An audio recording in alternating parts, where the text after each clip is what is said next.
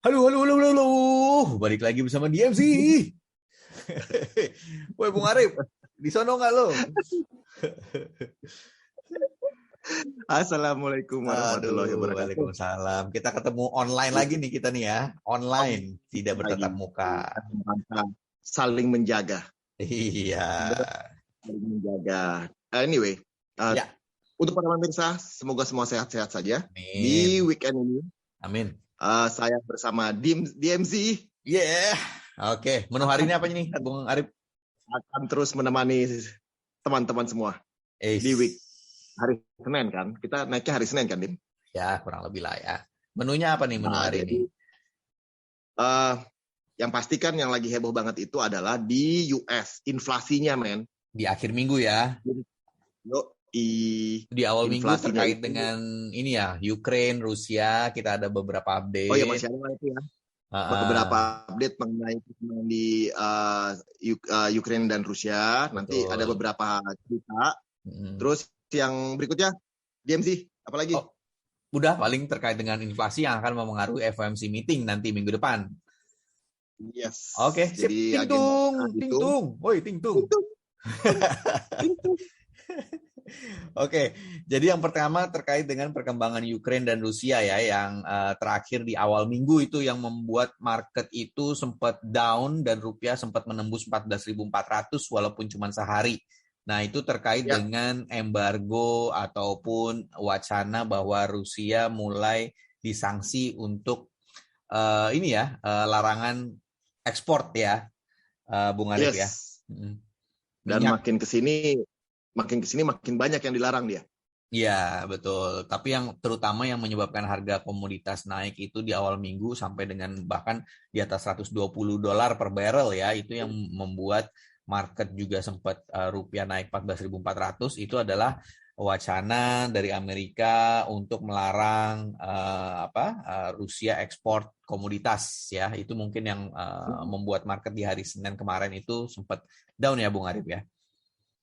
Betul. Jadi kalau ngelihat di awal minggu lalu, cuman yang menarik itu kalau kita lihat di pasar saham. Pasar Ya, saham itu nggak pergerakannya ya terjadi di Rabunya gitu, di hari Rabu. Padahal kalau kita lihat pergerakan rupiah itu di men.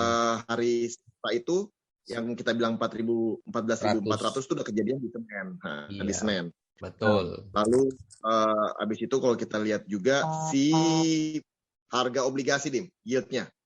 Ya, Yieldnya yieldnya obligasi itu udah sempat ke 6,82 tertingginya iya, iya, iya. dari sekitar 6,7-an. Nah, jadi di awal minggu market kemarin itu memang dari sisi finansial yang terjadi itu adalah uh, turunnya si harga saham, yang kedua sama obligasi juga yieldnya juga naik cukup signifikan. Rupiah sempat tembus ke 14.400 walaupun cuma sehari. Ya, di Pas hari cari lagi Senin. harga 14.000, pas lihat Betul. lagi harga 14.400, udah nggak ada lagi. Betul, besoknya Gitu. udah turun ya. Ini yang lumayan amazing ya bahwa walaupun sempat menembus terkait dengan harga komoditas yang semakin tinggi dengan wacana tersebut, namun besoknya marketnya seolah-olah sudah mulai recover lah istilahnya gitu. Malah kayak nggak ada apa-apa gitu. Naik aja lagi sendiri. Ya, tapi itu juga terlepas mungkin belum ada real action terkait dengan pelarangan komoditas tersebut kali ya. Jadi marketnya mungkin agak lega dan katanya dengan kenaikan tersebut Rusia juga sebenarnya bersedia untuk menambah supply lah intinya untuk menekan harga gitu. Kemudian Gitu. mungkin ada angin-angin segar terkait dengan apa namanya Perundingan ya. uh, perundingan juga. Lalu juga sama intensitas serangan-serangan mungkin udah kelihatan lebih menurun karena beberapa hari kayaknya nggak terlalu banyak apa namanya cerita di headline gitu yang terkait sama Iya, lebih betul. hebohnya Betul. serangan gitu. Jadi itu mungkin Betul. salah satu yang bisa bikin Betul. si market lebih pede karena cepat sekali market reboundnya itu cepat sekali cuma sehari gitu. Betul, betul. Memang ya mudah-mudahan itu kan kemarin Senin itu naik gara-gara harga komoditasnya juga melonjak. Setelah itu harga komoditasnya ya alhamdulillah juga udah mulai turun, mungkin karena terkait berita-berita tersebut.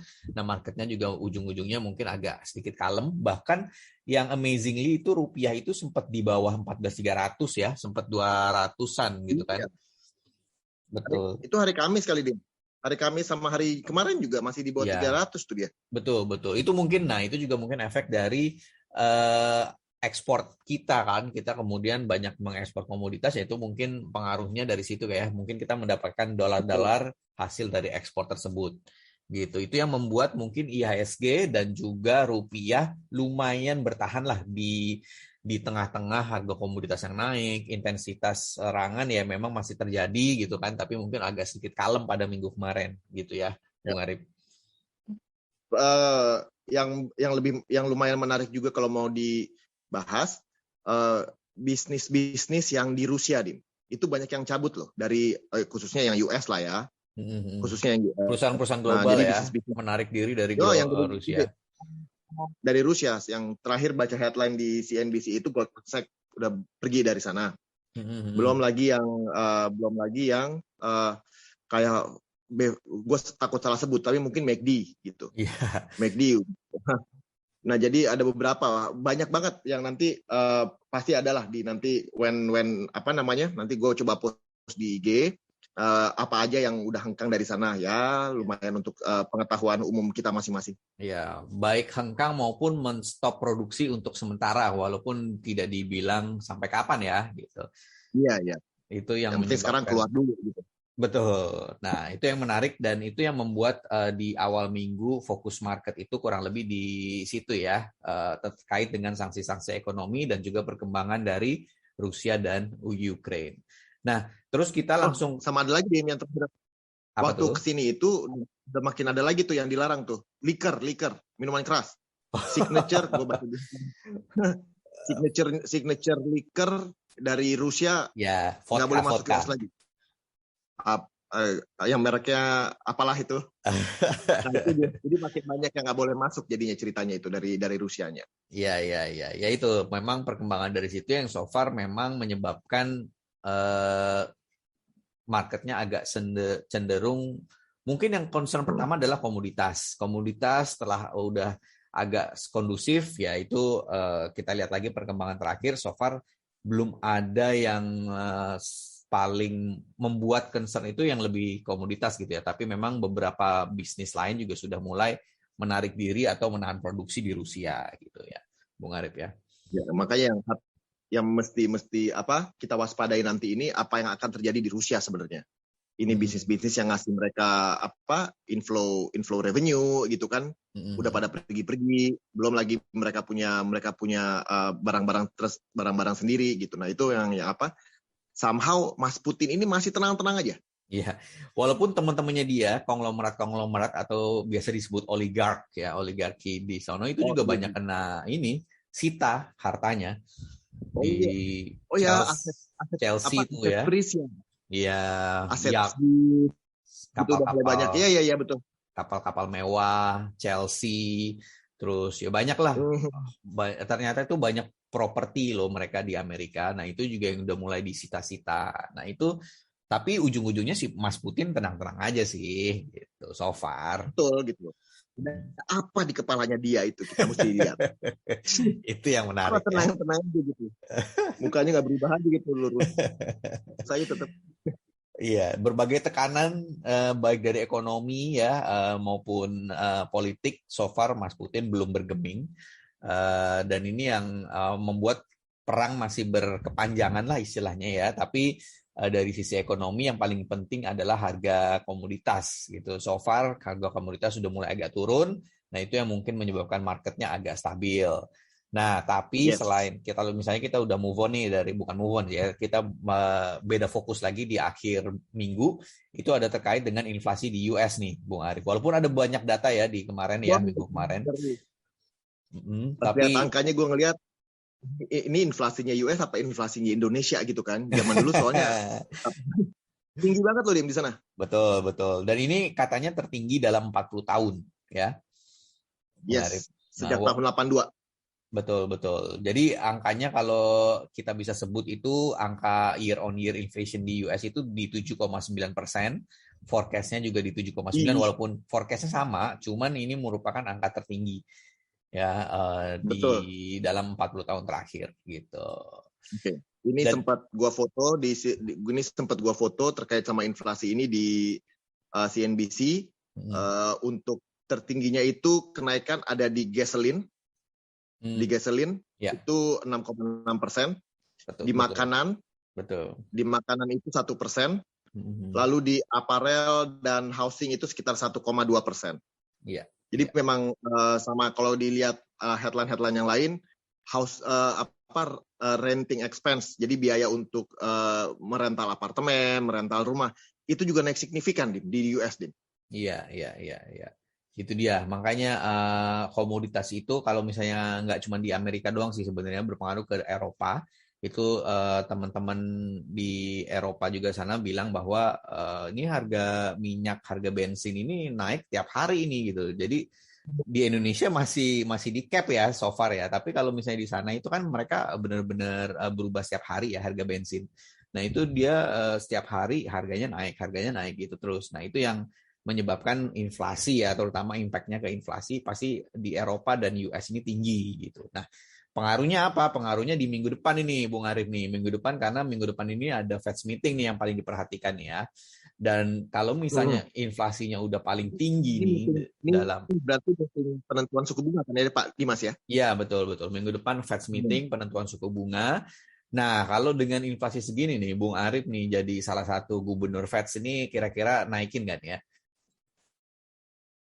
Naik, Dim. Naik ya? Naik. Ya, standar lah ya 0,25 gitu. Nah, ini yang penting ini. Mungkin market sudah price in untuk kenaikan ya. Jadi banyak nih orang-orang seperti Bung Arif dan analis-analis lainnya itu yang memperkirakan sebelumnya sudah memperkirakan kelihatannya dengan kondisi inflasi seperti ini kelihatan naik 25 basis point. Tapi yang menjadi pertanyaan Ya. selanjutnya adalah apakah benar nih 25 basis point? Bisa jadi dengan tingkat inflasi yang setinggi ini, komoditas yang nggak turun-turun, berani nggak Fed naikin 50? Intinya kayak gitu. Atau langsung nih, tadinya kan Betul. 25 basis point di quarter ini, kemudian berikutnya bertahap 25, 25, 25 gitu. Atau dengan kondisi gini, Ya, bulan Maret 25, April juga langsung 25 gitu. Dari 2 bulan berturut-turut langsung naik 2 kali. Nah, apakah seperti itu gitu kan yang menjadi concern di market? Bukan begitu ya, Bung Arif ya? betul. Nah, makin ke sini udah mulai gua lihat tuh Dim. Analis-analis yang udah mulai ngelihat malah bener nggak sih bisa 4 kali gitu. Karena terkait dengan risk-risk yang lagi dihadapi, contohnya yang lagi ada krisis di Rusia gitu Betul. kan. Nah, jadi si resiko-resiko inilah yang nanti jadi udah mulai agak udah mulai ada suara-suara gamang gitu di belakang. Tadinya awalnya kan waktu kalau kita dengar di awal tahun udah nafsu banget gitu naik kan gitu. 4 kali naik, 4 kali gitu. Nah, ini yang sekarang terkait dengan of course komoditas sih yang pasti mesti dijagain gitu. Nah, itu apakah nanti terkait dengan adanya risk ini, risk geopolitik ini, apakah memang perlu tuh 4 kali? Analis-analis sudah mulai pada bilang, 1-2 analis yang at least gue sempat lihat itu udah ngomongin kayaknya untuk 4 kali terlalu agresif gitu. Nah, Oke. ini jadi yang menjadi bahan-bahan pertimbangan-pertimbangan. Walaupun kubunya masih kubu yang bicara kenaikan agresif dan kenaikan lebih lambat ini masih banyak kan yang mau naik agresif sih, James. Oke, kalau sebenarnya justru kalau pandangan begitu kan kita sebut sebagai pandangan dovish ya, artinya alias bunganya mereka berharap bunganya naiknya nggak terlalu agresif. Tapi di satu sisi Iya, ada yang justru cenderung hawkish, alias malah justru melihat suku bunganya ini perlu dinaikkan lebih cepat dan lebih tinggi.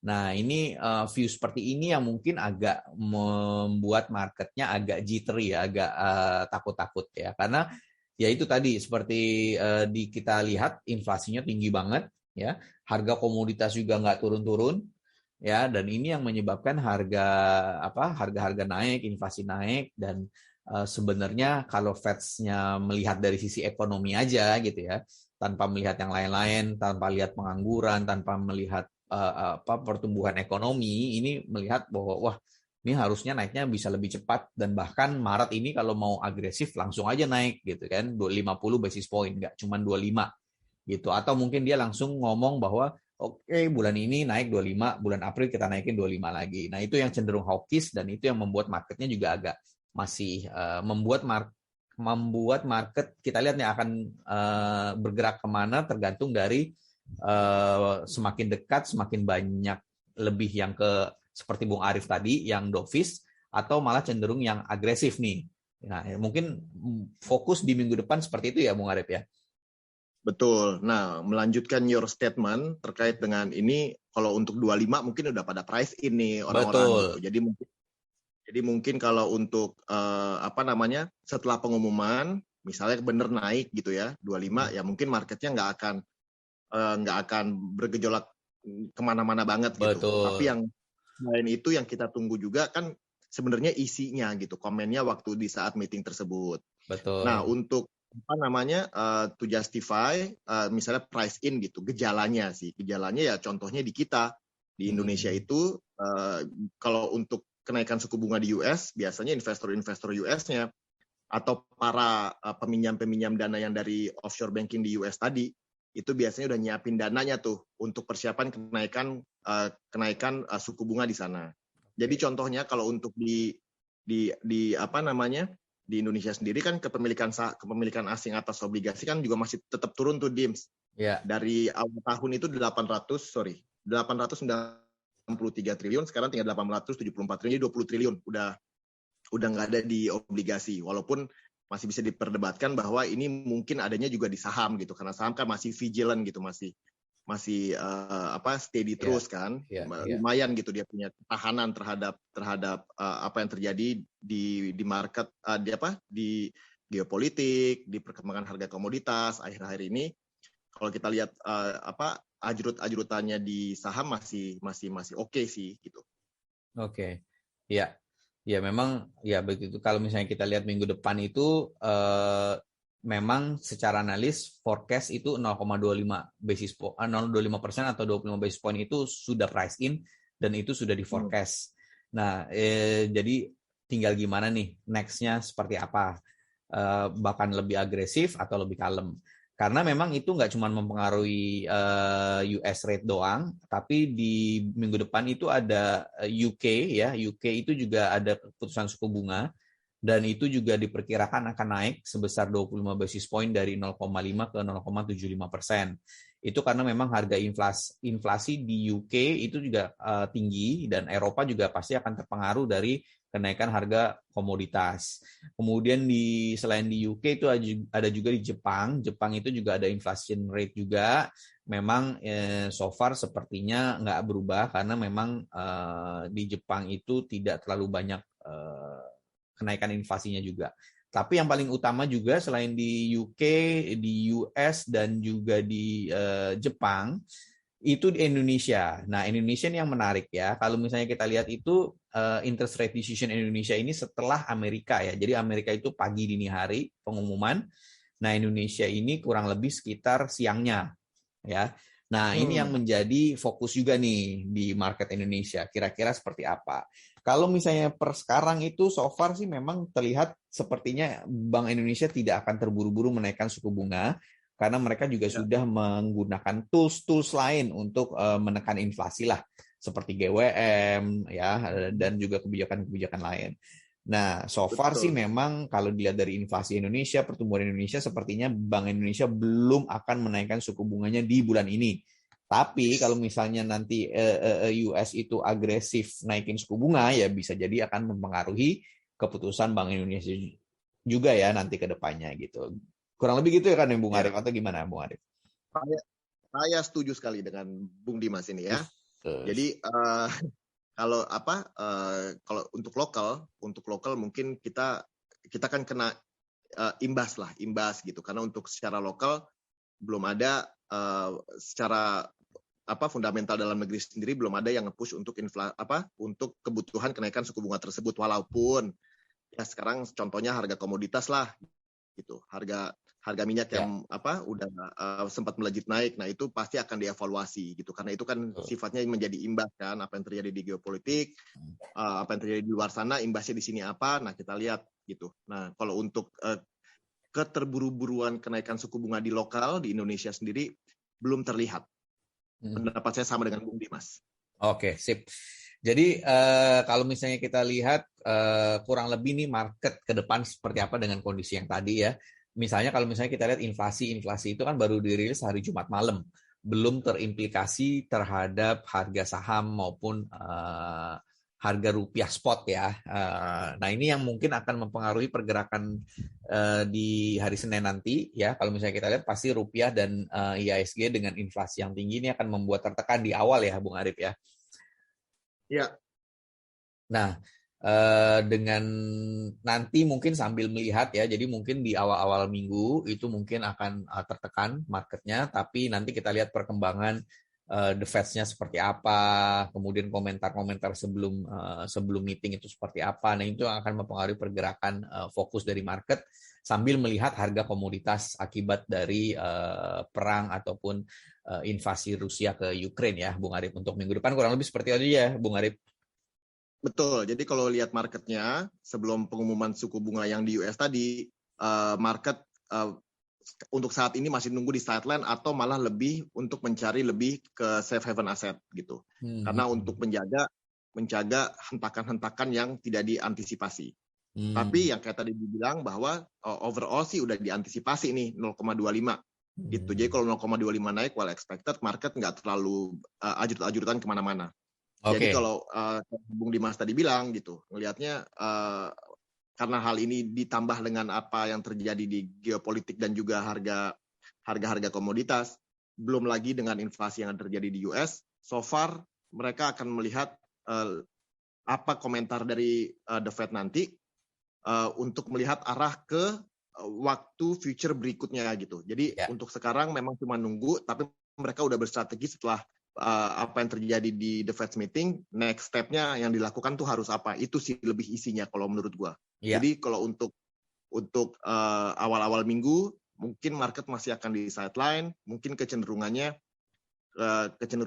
akan flat gitu ya. Akan flat dulu, akan flat. Kalau mau lebih cari aman ya kayak tadi Bung Dimas bilang lebih angka-angkanya akan lebih murah gitu kan. Nah, jadi either way on the sideline marketnya menunggu untuk komentar dari The Fed untuk langkah selanjutnya ke depan apa. Itu kira-kira Bung Dimas. Oke, sip. Oke, berarti kita wrap up aja. Berarti minggu depan mungkin kita harus hati-hati karena cenderungannya mungkin ada implikasi dari data inflasi US yang mungkin akan berpengaruh terhadap Fed meeting yang nantinya juga akan berpengaruh terhadap Bank Indonesia decision ya, tapi ya so far mungkin bisa jadi kita wait on the sideline melihat perkembangan tersebut, juga perkembangan harga minyak sebagai akibat dari invasi Rusia ke Ukraine. Kurang lebih gitu ya, Bung Arif. Ada yang mau ditambah? Kurang lebih begitu dia, Mas. Tidak ada yang perlu ditambah. Sip. Kalau begitu kita akhiri aja conference call kita hari ini. Karena kita ini conference call nih bentuknya nih jadinya nih hari ini ya. Mudah-mudahan minggu depan kita udah face to face lagi ya, Dim. Amin. Semoga teman-teman sehat semua ya. Siap. Oke, sip. Kalau gitu kita akhiri. Sampai jumpa di Konko Podcast berikutnya. Bye-bye.